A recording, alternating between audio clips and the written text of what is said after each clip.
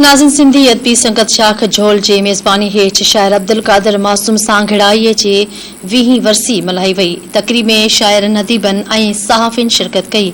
इन हवाले सां पेश आहे धरती न्यूज़ सांघड़ जे रिपोर्टर सारंग वसाण जी हीअ रिपोर्ट।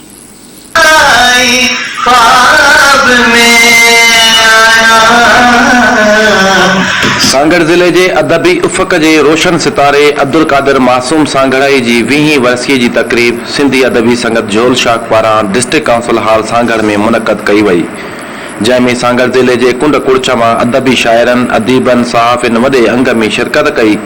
लेखक शायर अजीज गोपांग, अलवरायो भेण फ़कीर अली बख्श महर, आजिज मगी समेत बेन मासूम सांघड़ाई जो सारूं सारींदे चयो त मासूम हिकिड़ो अदीब हुन जी जेका वधीक शख्सियत जी खुशबू हुई उहा आई त जंहिं जंहिं सां बि मिलंदो उहे हुनजा दोस्त थी वेंदा ऐं जिथे वेंदो उन सां गॾु उहो काफ़िलो थी वेंदो। साईं मासूम सांघड़ाई बहितरीन शाइर बि हुयो, हिकु बहितरीन सियासी शऊर रखंदड़ अॻवान बि हुयो, हिकु समाज सुधारक बि हुयो ऐं हुनजी शख्सियत जा इलाही पासा आहिनि जिन ते असां ॻाल्हाए सघूं था।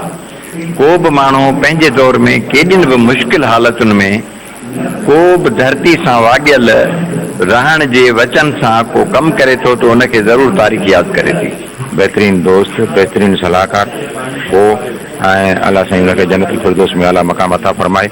हुन खां असां तमामु घणो सिखियो। अदबी हवाले सां, शाइरी जे हवाले सां, सिंधी अदबी संगत जे हवाले सां, स्पोर्ट्स जे हवाले सां तमामु घणो कमु कयो।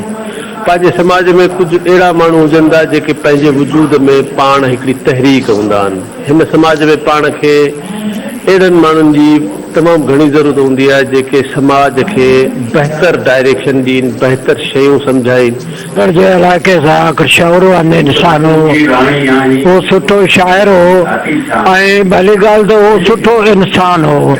हुनमें इंसानियत जा उगण तमामु भला हुआ। सूरतुनि जे सराब में आहियां मां, अञा ताईं ख्वाब में आहियां, मूंखे जे तूं करे सघी महसूस तुंहिंजे हथ जे गुलाब में आहियां। साईं जेतिरो ख़ूबसूरत शाइर हुयो ओतिरो ख़ूबसूरत इंसान बि हुयो ऐं ख़ासि तौर ते इंसानियत जी प्रचार जेका आहे उहा बि कई आहे। कैमरामैन हाकम सोलंकी सां गॾु सारंग वसाण, धरती टीवी सांगड़।